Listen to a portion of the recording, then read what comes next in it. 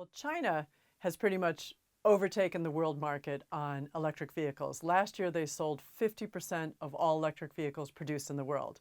And this jaw-dropping acceleration in electric vehicles has happened in a very short time. In 2014, the U.S. was producing and selling twice as many electric vehicles as China. Today, China is 3 times larger in terms of the production and sales of electric vehicles. So they've pretty much in the process of stealing the market, but they're driving other countries around the world to also put their foot on the gas in terms of building electric vehicles in the world.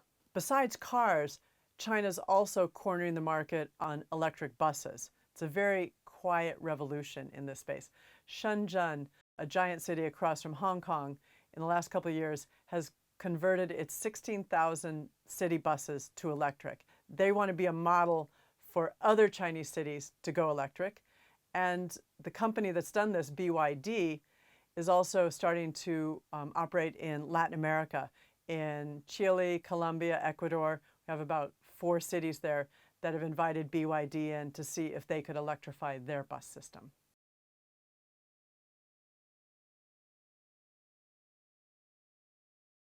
Now, while China is not going to export their electric vehicles in the near future, they've changed the conversation on electric vehicles.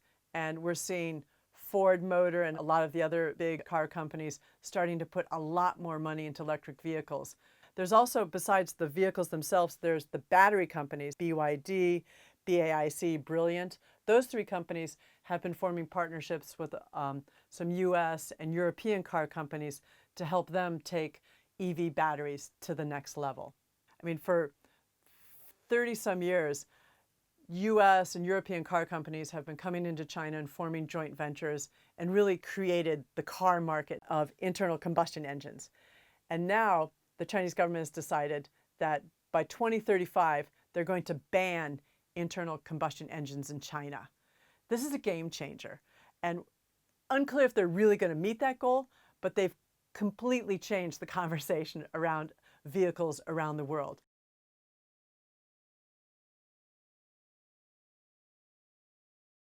China is focusing really heavily on developing electric vehicles for 3 main reasons. One is air pollution.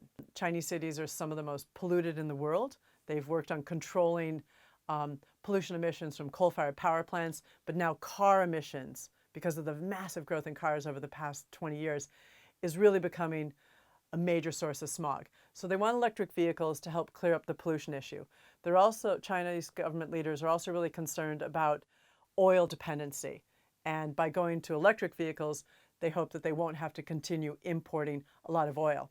The third and perhaps most important reason, for at least for a lot of the people listening here, is China wants to dominate in a new market. They're going to start with domestic. I mean, they have been starting to export some of their electric vehicles, but not all of the electric vehicles China is producing are super high quality yet. I mean, it's a big boom because the government is giving lots and lots of subsidies to the sector, free land, feed-in tariffs. And so it's not exactly what we call a level playing field compared to the rest of the world's car companies. Today, there's something like 500 electric vehicle companies in China. And so there's this giant boom. Everyone's jumping in. And I think that we're right at the edge now where there's going to be kind of a Darwinism crash as the Chinese government decides to turn off the engine on the subsidies.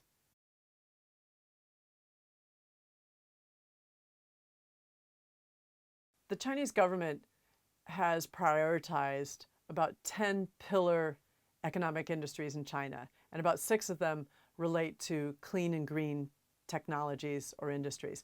And electric vehicles and new energy vehicles is one of their stars, a rising star.